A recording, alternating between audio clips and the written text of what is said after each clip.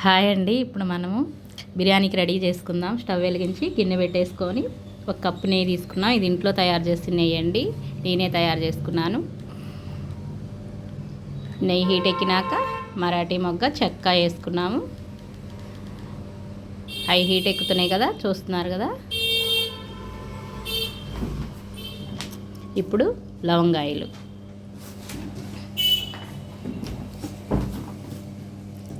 బిర్యానీ ఆకు, సాజీరా, యాలక్కాయ, జీడిపప్పు, మరాఠీ మొక్క అన్నీ ఉన్నాయండి. దాంట్లో వేసుకున్నాం కదా, బాగా ఫ్రై అవుతున్నాయి. ఫ్రై అయినాక మనం ముందుగా బిర్యానీ కట్ చేసి పెట్టుకున్న కూరగాయ ముక్కలు, క్యారెట్, ఉల్లిపాయ, బంగాళదుంప, పచ్చిమిరపకాయ పొడుగ్గా చీల్చుకున్నానండి,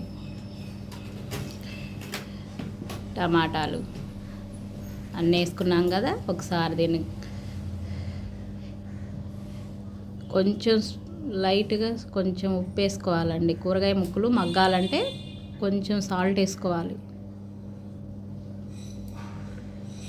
తిప్పుకున్నాం కదా, టేస్టింగ్ సాల్ట్ వేసుకోవాలి. కొత్తిమీర, పుదీనా, కడిగి పెట్టుకున్న కొత్తిమీర, పుదీనా వేసుకొని ఒక రౌండ్ తిప్పేసుకొని మూత పెట్టేసుకోవాలి.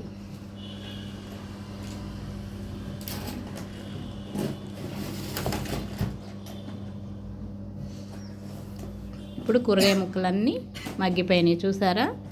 ఇప్పుడు 2 స్పూన్లు అల్లం పేస్ట్ వేయాలి. ఇంకేం వేయరండి దీనికి. బిర్యానీ పొడి, మసాలా అలాంటివి ఏమి వేయరు. సింపుల్ ప్రాసెస్, ఎవరైనా చేసుకోవచ్చు. వంట రాని ఈ కాలంలో ఆడపిల్లలకి వంటే రావట్లేదు కదండి. సరే, ఇప్పుడు గ్లాస్ బియ్యానికి గ్లాసున్నర నీళ్ళు తీసుకున్నా నేను. కొంచెం కళ్ళుప్పు వేసుకోవాలి. ఇందాక కొంచెం వేసుకున్నాం కదా సాల్ట్, ఇప్పుడు కళ్ళుప్పు వేసుకోవాలి. మరుగుతున్నాయి కదా నీళ్ళు. ఇప్పుడు కడిగి పెట్టుకున్న రైస్ వేసుకోవాలి. నేను ఇవి ఇంట్లో రైసే తీసుకున్నానండి, బాస్మతి రైస్ తీసుకోలేదు. రైస్ వేసుకొని